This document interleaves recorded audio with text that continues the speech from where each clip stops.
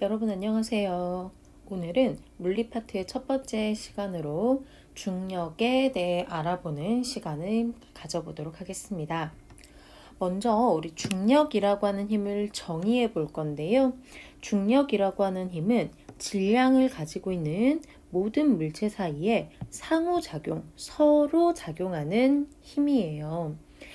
서로 작용한다는 말은 A가 B를 잡아당기는, A가 B에게 힘을 작용할 수 있다면 B가 A에게 힘을 작용할 수도 있는, A와 B 사이에서 작용하는 힘이라는 의미입니다. 이 중력의 크기를 우리가 계산을 해볼 수가 있는데요. 중력의 크기는 우리가 엄밀한 계산 결과에 따르면 물체의 질량에 영향을 받아요. 즉, 얼마나 무거운 물체인가, 얼마나 무거운 물체들 사이에 작용하는 힘인가 영향을 받는데, A나 B 둘 중에 한쪽만 무거워도 힘의 크기는 커지지만 둘 다 무거운 경우에도 힘의 크기는 커지거든요. 즉, 물체의 질량의 곱에 비례합니다. 두 번째는 이 중력이라고 하는 힘은 자석 사이에 작용하는 힘과 비슷해서 물체 사이의 거리가 멀어지면 멀어질수록 크기가 작아져요.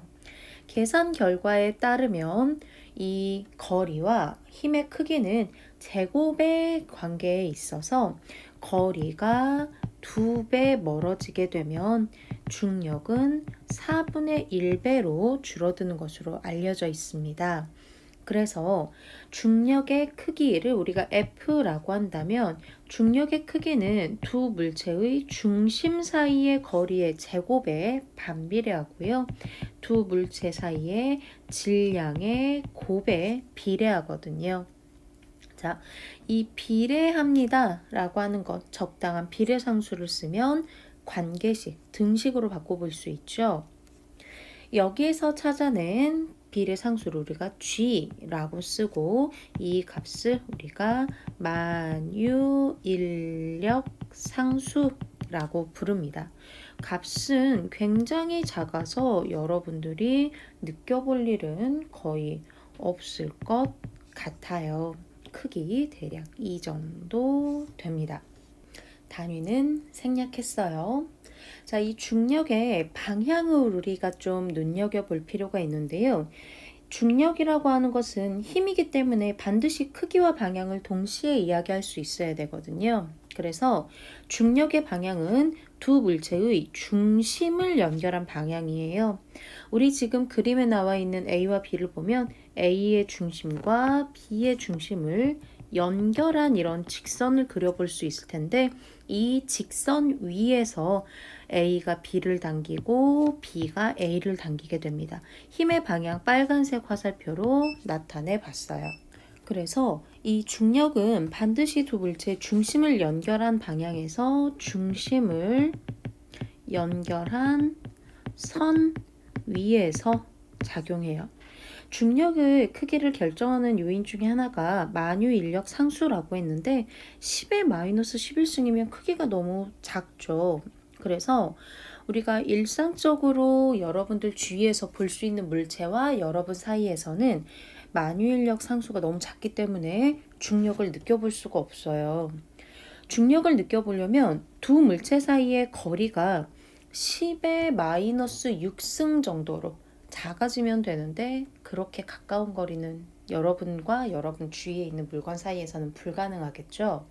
그래서 여러분들이 느껴보는 만유인력 상수는 두 물체의 질량의 곱을 키워서 느껴보는 겁니다. 질량의 곱을 키우는 데는 한계가 있을 거예요. 그래서 여러분들 주위에 있는 물체들 중에 만유인력을 느낄 수 있을 만큼, 중력을 느낄 수 있을 만큼 큰 질량 곱을 만들어낼 수 있는 경우는 여러분과 지구 사이에 작용하는 중력이거든요. 그래서 지구와 여러분 사이에 작용하는 지구가 여러분을 당기는 힘을 중력이라고 부르고요. 이 중력은 두 물체의 중심을 연결하는 방향에서 서로를 향하는 방향으로 작용하기 때문에 지구 중심을 향하는 방향으로 작용합니다. 우리는 흔히 이것을 아래쪽이라고 이야기를 하죠. 이런 중력의 영향을 받아서 물체가 운동하는 경우를 우리는 중력장에서의 운동이라고 부릅니다. 중력은 아래쪽으로 작용하는 힘, 아래쪽으로 물체를 당기는 힘이라고 했잖아요. 그렇기 때문에 중력장에서 중력의 영향을 받아서 물체가 움직이게 되면 당연히 아래쪽으로 움직이게 되겠죠. 한 가지 주의할 것, 반드시 아래쪽으로만 움직이는 게 아니라 위쪽으로 움직이는 경우에도 중력의 영향을 받아서 올라가다가 떨어질 수 있다는 것, 이것도 중력장에서의 운동이라고 합니다.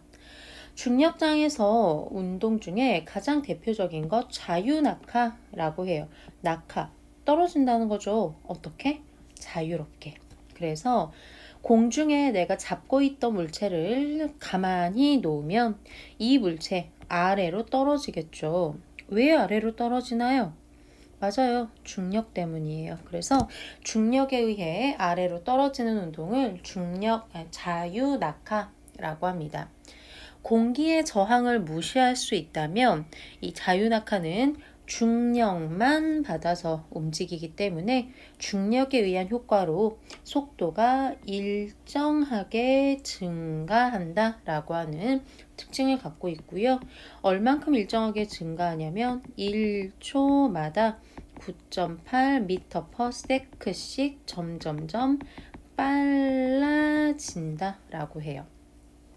속도라는 이야기가 나왔으니까 우리 과학적으로 속도를 정의해 볼까요? 속도라고 하는 것은 우리가 물체의 빠르기, 얼마나 빠르게 움직이나요? 라고 하는 것을 속도라고 해요. 여러분들이 흔히 생각할 때 빠르기, 스피드라고 생각하기 쉽습니다만 속도는 스피드가 아니라 velocity의 첫 글자를 따와서 V라는 기호로 나타낼 거예요. 이 속도라고 하는 것은 얼마나 빠르게도 중요하지만 어느 방향으로 라는 개념도 중요하거든요. 그래서 속도라고 하는 것 1초마다 물체가 어느 방향으로 얼마만큼 이동했나요? 라고 하는 것을 속도라고 해요.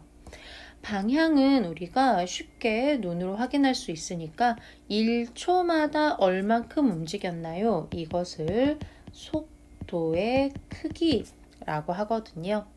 속도의 크기 이렇게 계산합니다. 속도의 크기는 물체의 위치가 얼마나 변했나요? 라고 하는 것을 나중 위치의 좌표에서 처음 위치의 좌표를 빼준 형태로 나타내고요. 이것을 운동한 시간으로 나눠준 것을 속도라고 해요. 물체가 위치가 얼만큼 변했나요? 즉, 나중 위치와 처음 위치 사이의 간격이겠죠. 어디에서 어디까지? 나중 위치에서 처음 위치 사이의 간격입니다. 이 간격을 시간으로 나누어 준 것이 속도의 크기가 될 거고요. 이런 속도의 크기는 숫자로 대부분 값이 표현이 되잖아요. 이 숫자로 표현된 값은 여러 가지가 있을 수가 있는데 이 숫자가 빠르기를 나타낸 거예요 라고 하는 것을 보여주기 위해서 단위를 붙여줍니다. 단위 굉장히 중요한 개념인데요. 빠르기의 단위는 우리가 속도를 계산하는 식을 그대로 단위에 써줄 거예요. 속도 어떻게 계산했냐면 거리 나누기 시간으로 계산했거든요. 그래서 속도의 단위도 거리 나누기 시간으로 써요. 거리의 단위라고 하면 센티미터도 있죠. 그래서 센티미터 퍼 세크도 속도의 단위이고요. 킬로미터 퍼 아워도 속도의 단위라고 할 수 있어요. 이 속도는 크기뿐만이 아니라 방향도 갖는 값이라고 했거든요. 속도의 방향 이렇게 약속합니다. 처음 위치에서 나중 위치를 연결한 화살표가 가리키는 방향, 이것을 속도의 방향이라고 해요. 그런데 우리 앞에서 자유낙하하는 물체는 1초마다 9.8m/s씩 속도가 빨라집니다 라고 했죠. 이렇게 속도가 얼마나 변했나요? 빨라질 수도 있지만 느려질 수도 있으니까 속도가 변하는 정도로 우리가 가속도라고 하고 앞으로 A라고 하는 기호로 나타낼 겁니다. 과학적으로 이렇게 정의해요. 1초라고 하는 시간 동안 속도가 얼만큼 빨라졌나요? 또는 얼만큼 느려졌나요? 라고 하는 것을 이야기해요. 가속도도 속도가 변화한 것이기 때문에 얼만큼 변했는지를 이렇게 표현합니다. 나중 속도 빼기 처음 속도. 이게 속도 변화량이거든요. 이것을 걸린 시간으로 나누어 준 것을 가속도 A라고 해요. 가속도도 값은 대부분 숫자로 표현이 되기 때문에 이 숫자가 가속도를 나타낸 거예요 라고 하는 걸 보여줘야 되겠죠. 마찬가지 단위가 중요한데요. 가속도는 우리 어떻게 계산한 거냐면 시간분의 결국엔 속도로 계산한 거잖아요. 그래서 속도의 단위 미터 퍼 세크를 세컨드로 한 번 더 나눠준 거거든요. 그래서 가속도의 단위 미터 퍼 세크를 두 번, 그래서 미터 퍼 세크 제곱으로 나타냅니다. 가속도도 속도처럼 크기뿐만이 아니라 방향도 가지는 값이거든요. 가속도의 방향은 이렇게 이야기해요. 속도의 변화량의 방향. 그런데 속도 변화량의 방향은 사실 우리가 눈으로 쉽게 볼 수 있는 건 아니잖아요. 그래서 이렇게 이야기합니다. 물체가 속도가 변하는 이유는 물체의 속도를 변화시켜 줄 수 있는 원인, 즉 힘이 작용했기 때문이거든요. 그래서 이 힘의 방향을 가속도의 방향이라고 이야기해요. 이런 가속도가 발생할 수 있는 운동, 힘이 작용하는 운동에서는 우리가 뉴턴이 제시한 운동 법칙을 적용을 해볼 수가 있는데요. 뉴턴의 운동 법칙 중에 오늘 우리가 다뤄볼 것은 가속도 법칙입니다. 가속도 법칙 이렇게 이야기해요. 물체에게 알자 힘이라고 하는 힘이 작용하면 물체의 운동 상태가 변합니다 라고 이야기합니다. 먼저 알자 힘이라고 하는 말을 알아볼 건데요. 알자 힘, 알자라는 말이 여러분들한테 익숙한 표현은 아닐 것 같아서 한자어로 이렇게 풀어보겠습니다. 력이 뭘까요? 힘이죠. 그런데 더했어요. 그래서 물체에 작용하는 여러 힘을 방향을 함께 고려해서 더한 결과를 합력이라고 합니다. 이 합력은 물체에 여러 개의 힘이 작용한다면 실제 효과를 나타내는 힘, 실제 운동 상태 변화의 효과를 나타나게 하는 힘을 알자 힘이라고 해요. 즉, 가속도 법칙은 실제 운동 상태를 변하게 할 수 있는 힘이 작용하면 원인이 있었으니까 결과로 운동 상태가 변해요 라고 볼 수 있거든요. 운동 상태라고 하는 것은 물체가 어느 방향으로 얼마나 빠르게 라는 뜻이에요. 어느 방향으로 얼마나 빠르게, 즉 속도잖아요. 그래서 물체 알자 힘이 작용하면 속도가 변합니다. 그래서 어느 방향, 운동 방향이 변하거나 얼마나 빠르기가 변하거나 아니면 둘 다 변하거나 해요. 이런 가속도 법칙 우리 식으로 좀 표현을 해볼까요? 식으로 표현해보면 이렇게 됩니다. 가속도 법칙의 결론은 이거예요. 물체에게 알자 힘이 작용하면 물체의 속도가 변한다 라고 하는 건데요. 물체의 속도가 변한다. 우리 가속도라고 이야기했었거든요. 결국 알자 힘이 작용하면 가속도가 발생한다 라고 해서 물체가 받는 가속도의 크기는 물체에게 작용하는 알자 힘에 비례합니다 라고 하는 게 가속도 법칙이에요. 그런데 여러분 잘 생각해보면 내가 물체에게 같은 크기의 힘을 주더라도 가벼운 물체냐 무거운 물체냐에 따라서 운동 상태가 변하는 정도가 다르죠. 그쵸? 그렇다면 물체가 무거울 때 운동 상태가 잘 변할까요? 가벼울 때 더 잘 변할까요?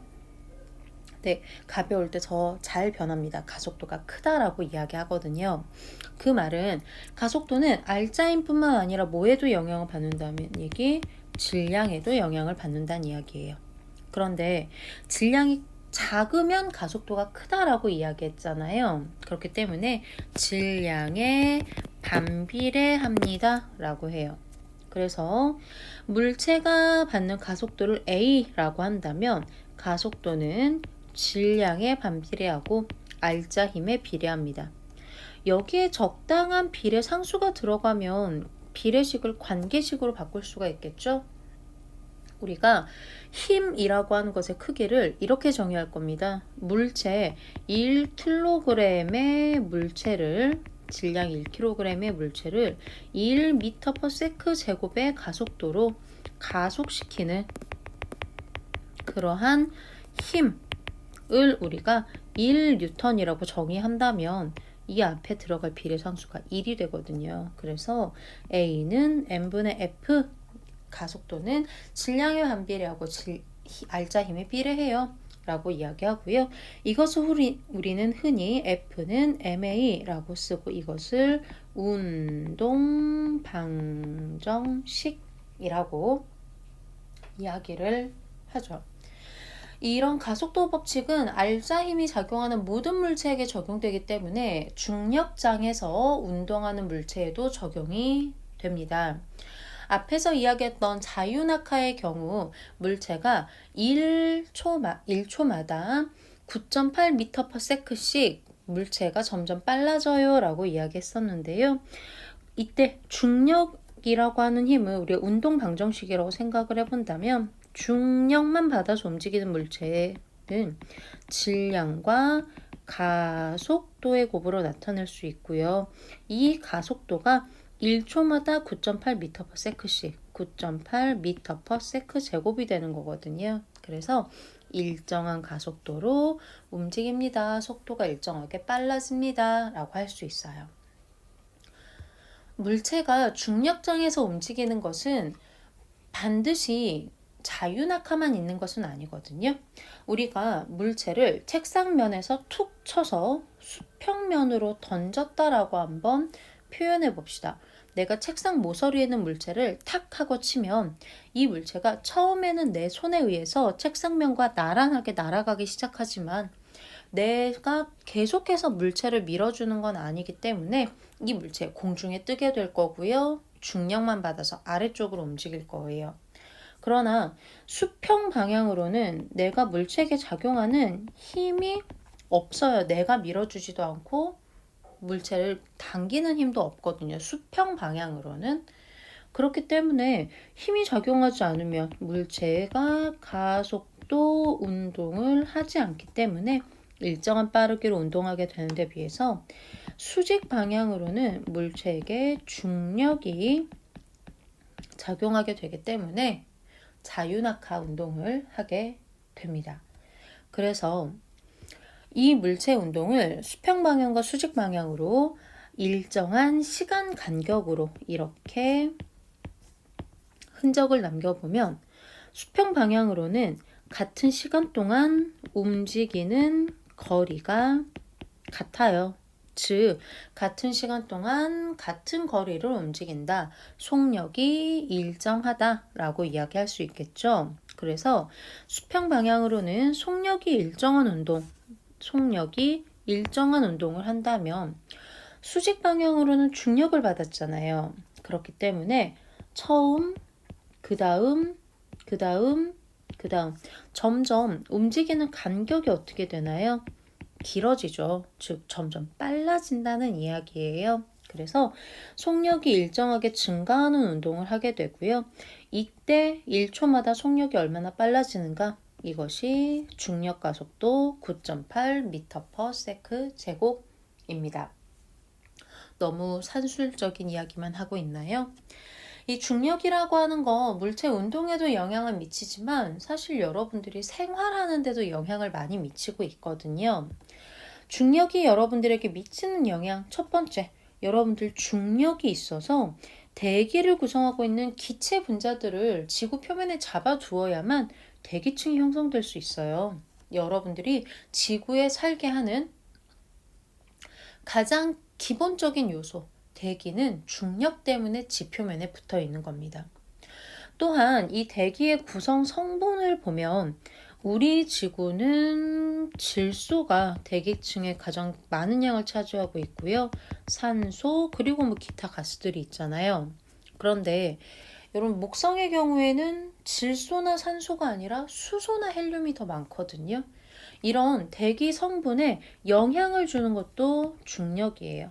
지구는 비교적 가벼운 행성이기 때문에 중력이 작아서 중력 가속도의 크기가 작아서 비교적 무거운 기체들을 잡아둘 수 있다면 목성 같은 경우에는 중력 가속도의 크기가 크기 때문에 가벼운 기체도 잡아둘 수 있다라고 이야기합니다.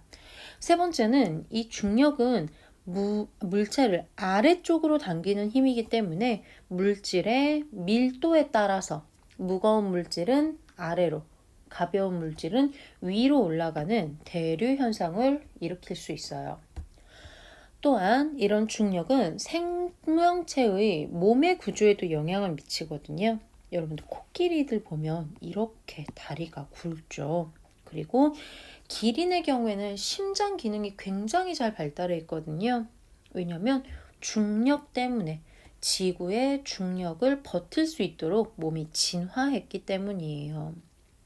또한 식물의 뿌리가 중력의 방향, 즉 아래쪽으로 잘 자라기 때문에 위쪽으로도 커다란 개체를 형성을 하면서 지구 표면의 온도를, 대기를, 환경을 만들어낼 수 있게 되는 거겠죠.